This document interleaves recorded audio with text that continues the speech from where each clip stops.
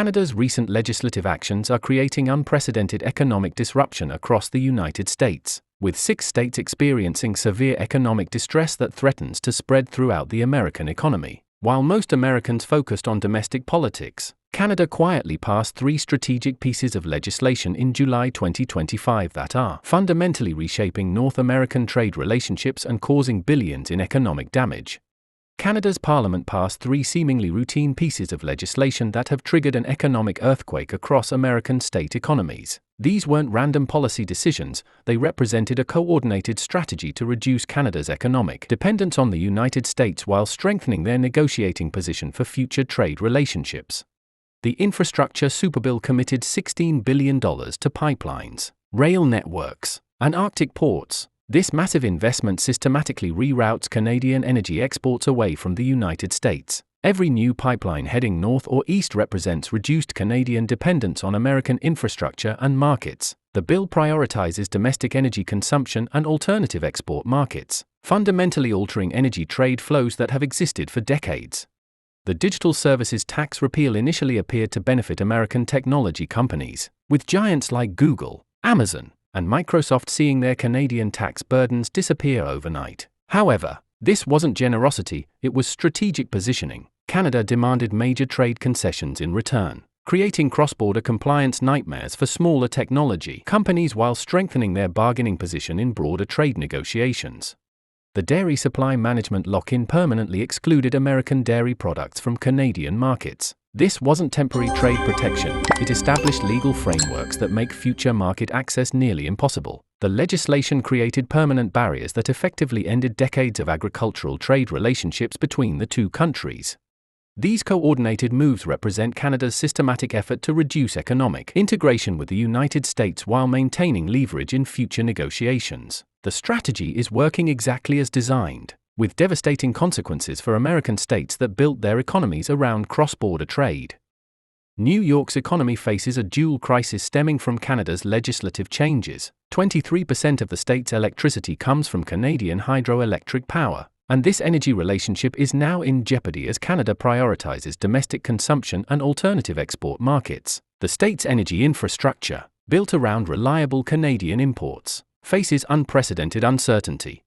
The technology sector is experiencing severe disruption from the digital services tax repeal. While major corporations benefited, smaller fintech companies and startups are drowning in new cross-border data regulations and bureaucratic friction. The compliance costs for smaller firms are overwhelming, creating a competitive disadvantage that threatens the state's innovation ecosystem.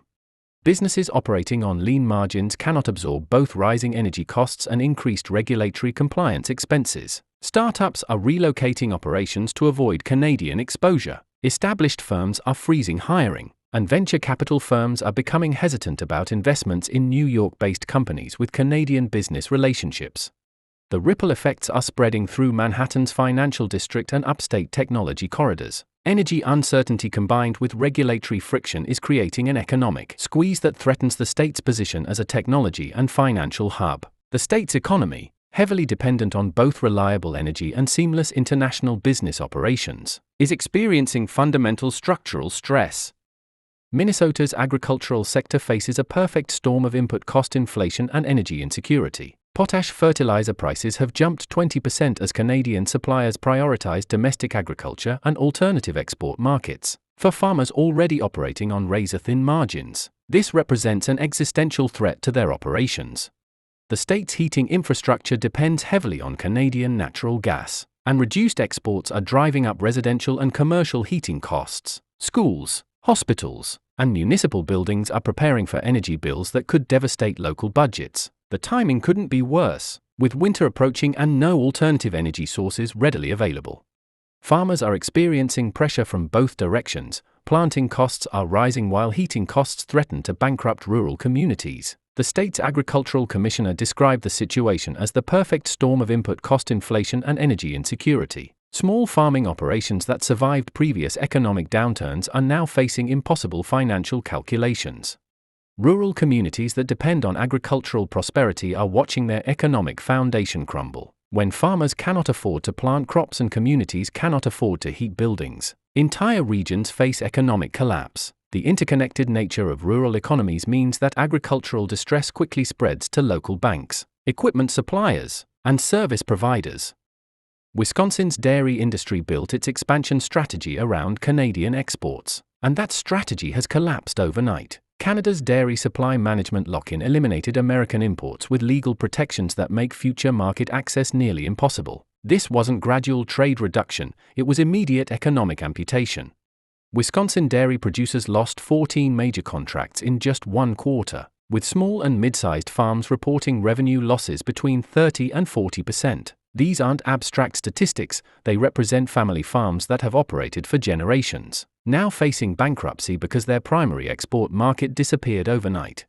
The destruction extends far beyond individual farms. Wisconsin's dairy supply chain was built around Canadian exports, creating an integrated ecosystem of processing plants, trucking companies, and packaging facilities. When farms fail, trucking routes disappear. When processing plants close, equipment suppliers lose customers. The interconnected nature of agricultural economies means that dairy industry collapse spreads throughout rural communities.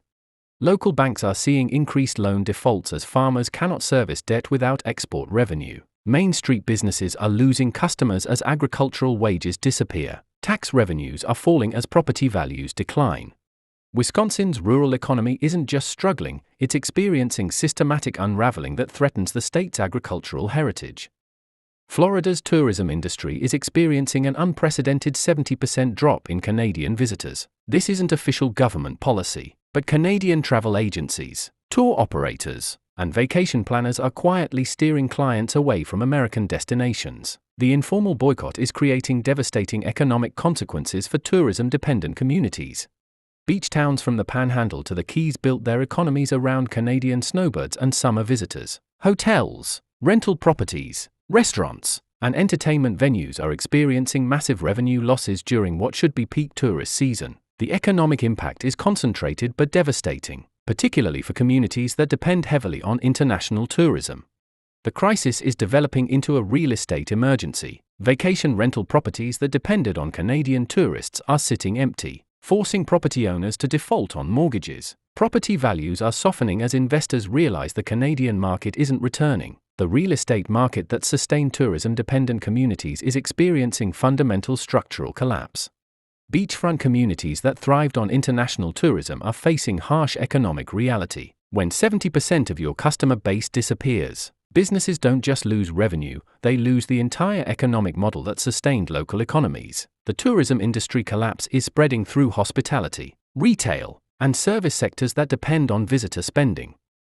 Ohio's manufacturing sector is collapsing under retaliatory consequences from Canada's new policies. American tariffs designed to pressure Canada are backfiring spectacularly, creating raw material shortages that are shutting down production lines across the state. The state's manufacturing economy, already fragile from decades of competition, cannot absorb these additional pressures. The automotive industry is experiencing the most severe impact. Steel and parts suppliers that depend on Canadian materials are facing delays and price increases that make production schedules impossible to maintain. Major plants in Toledo and Dayton have moved to reduced shifts, with some considering temporary shutdowns. The automotive supply chain, built around just-in-time delivery, cannot function with unreliable Canadian suppliers. Ohio's steel industry is struggling with both material shortages and increased energy costs as Canadian suppliers prioritize domestic customers. The state's manufacturing corridor is experiencing a cascade of closures and layoffs that threatens entire industrial communities. Factory towns that survived previous economic downturns are buckling under this unprecedented pressure.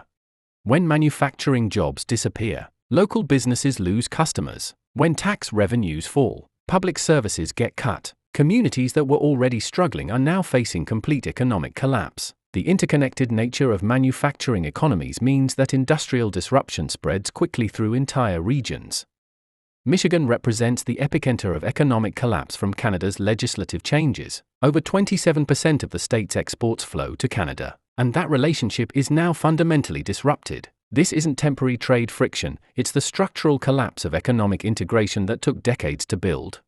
The automotive industry, Michigan's economic backbone, is in crisis. Major manufacturers are cutting production schedules, freezing hiring, and reconsidering long-term investment plans. Ford, General Motors, and Stellantis are all dealing with supply chain disruptions that make consistent production impossible. The automotive sector that defines Michigan's economy is experiencing unprecedented uncertainty.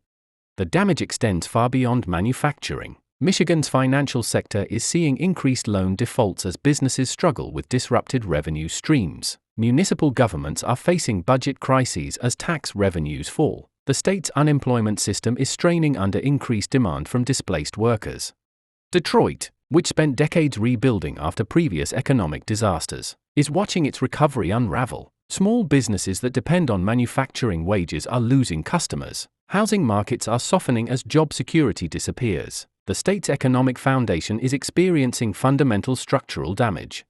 Michigan's crisis represents more than state-level economic problems. It's a preview of what happens when integrated economies suddenly decouple. If Michigan's economy breaks under this pressure, the ripple effects will spread throughout the entire Midwest, potentially triggering a regional economic emergency. These 6 states represent more than regional economic problems. They're evidence of how fragile economic interdependence can become a fault line when political relationships shift. Canada's 3 laws weren't just policy changes, they were strategic moves designed to reduce dependence on the United States while strengthening their negotiating position for future trade deals. The economic disruption demonstrates the vulnerabilities built into integrated economies. When trading partners decide to reassess their relationships, the consequences can be swift and devastating. The 6 affected states built their economies around assumptions of continued Canadian cooperation, and those assumptions have proven dangerously naive. This crisis represents a fundamental shift in North American trade relationships. If Canada can shake 6 American states with one legislative session, other trading partners may decide to reassess their relationships with the United States. The answer to that question will determine whether this crisis remains regional or becomes a national economic emergency that reshapes American trade policy for decades to come.